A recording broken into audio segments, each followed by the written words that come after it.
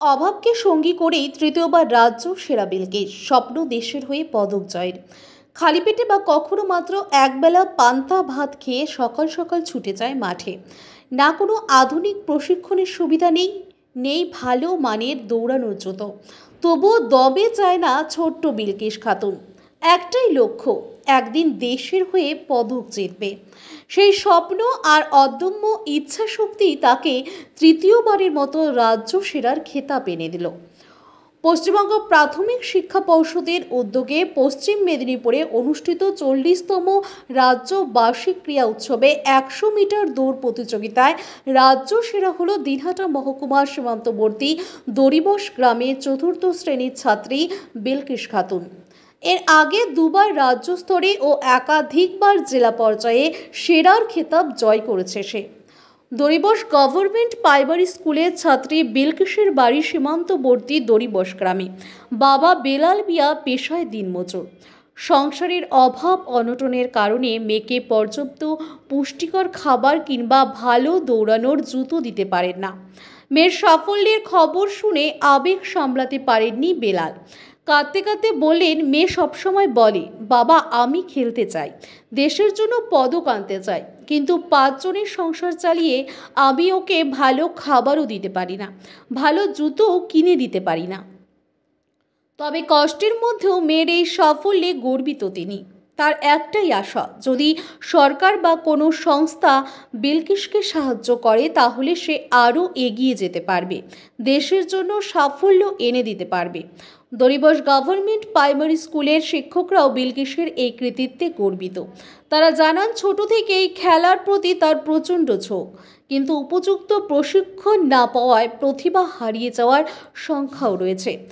পশ্চিমবঙ্গ তৃণমূল প্রাথমিক শিক্ষক সমিতির জেলা সভাপতি সুব্রত ডাহা বলেন, বিলকিসের মতো বহু প্রতিভাবান শিশু রয়েছে যারা দরিদ্রের কারণে হারিয়ে যায়। যদি সরকারি ক্রীড়া সংস্থাগুলি, বিশেষ করে সাইয়ের মতো প্রতিষ্ঠান থেকে ওরা প্রশিক্ষণ পায় তাহলে নিশ্চয়ই ভবিষ্যতে দেশের হয়ে পদক আনতে পারবে। প্রশাসনের নজর পড়বে কি?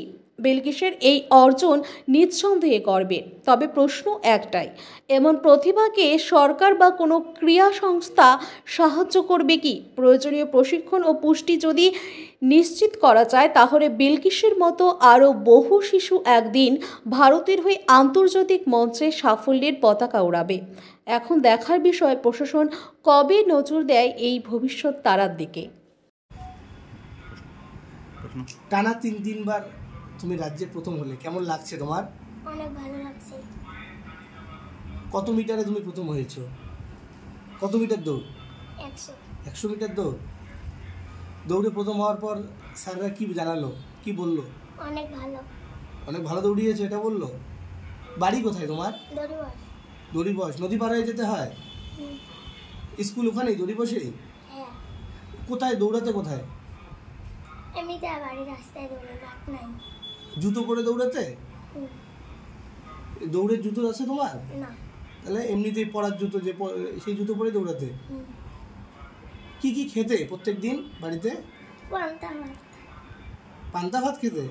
কেন, এমনিতে খাবার, ভালো খাবার, মাছ মাংস প্রত্যেক দিন হতো না বাড়িতে? বাবা কি করে, মানুষের জমিতে কাজ করে? কে কে আছে বাড়িতে? ভাই আছে, মা আছে, দিদি আছে, আমি আছি, বাবা আছে। তুমি কোন ক্লাসে পড়ো? 3-তে। ক্লাস 3-তে পড়ো। বড় হয়ে কি হতে চাও? খেলাধুলা করতে চাই, পড়াশোনা করতে চাই। দেশের জন্য পদক আনতে চাও? হ্যাঁ। কি নাম তোমার? বিলকিস খাতুন। বলছিলাম, এই নিয়ে টানা 3বার মেয়ে রাজ্যে প্রথম, বাবা হিসেবে কেমন লাগছে? বাবা হিসেবে আমি খুব গর্বিত। তার সাথে আমার কুচবিহার জেলার নাম উজ্জ্বল করছে যে আমরা গরিব লোক, আমরা যেই গ্রাম থেকে বাচ্চাটা আজকে এত দূর জায়গা আসতে পারছে, এটি কুচবিহারবাসীর গর্ব। আমাদের ওখানে কোনো মাঠ নাই, কোনো ঠিক মতন চলাফেরার রাস্তা নাই, শুধু জল আর বালু থাকে। তা আমরা খুব শ্রমিক লোক, এর ওর বাড়িতে কাজ করি খাই। তা ফার্স্টবার যেইবার ফার্স্ট হলো, কোনো সরকারের তরফ থেকে কোনো সুযোগ সুবিধে পাই নাই। আর আমার বাচ্চাটা আমার কাছে 24 ঘন্টা প্রতিদিনে মাসে বলি থাকে, বাবা আমি পড়তে চাই আর খেলতে চাই। তা আমরা গরিব মানুষ, কেউ আমাকে ফলো করে না, কেউ ভালো সুবিধার হাত বাড়িয়েও দেয় না। তা আমরা খুব অসহায় লোক, দিন গড়ি দিন খাই, কোনো কোচ মাস্টার নাই। এই বাচ্চাটা একার নিজের প্র্যাকটিসে আজকে 3বার রাজ্যের মধ্যে চ্যাম্পিয়ন হয়েছে। এর জন্য আমার খুব কলজে, খুব গর্বিত। একটু আপনারা যে ধ্যান মেহরবানি করিয়া আমার বাচ্চাটাকে যে পড়া আর খেলার জন্য কোনো সুবিধা করে দিতে, তাহলে আমি বাবা খুব ধন্য হইতাম। আপনার নাম? প্রত্যেক দিনেই যেটা বিলকিস বললো, প্রত্যেক দিন সকালবেলা ওকে পান্তা ভাত খেয়ে খালি পাই? হ্যাঁ, আমরা তো সেরকম প্রোটিন খোয়াইতে পারি না, গরিব মানুষ পান্তা ভাত খায়। বাচ্চাটার খুব চাহিদা, নিজে নিজে একাই যতটুকু পারে বালুর মধ্যে যতটুকু প্র্যাকটিস, একার দেমাকে আজকে এতটুকু সফল। 3 ইয়ার বাচ্চা, এটা খুব টপ। এত লড়াই করিয়ে আজকে রাজ্যের মধ্যে 3বার হ্যাট্রিক করছে এই বাচ্চাটা। এ দেখতে যতটুকু পাতলা দোগলা, এর মনোভাব, এর মনের শক্তি, মানে এর কোনো হারার কোনো নামে আসে না, এরকম একটা এর মনোভাব আছে। তা দাদা একটু প্লিজ আপনারা যে বাচ্চাটার সুবিধে খেলাধুলা এবং পড়াশোনার একটু করে দিতেন, তা আপনাদের কাছে আমি অনেক অনেক শুভেচ্ছা এবং ধন্যবাদ। কি নাম দাদা আপনার? হ্যাঁ, আপনার নাম কি? আমার নাম মোহাম্মদ বেলাল মিয়া।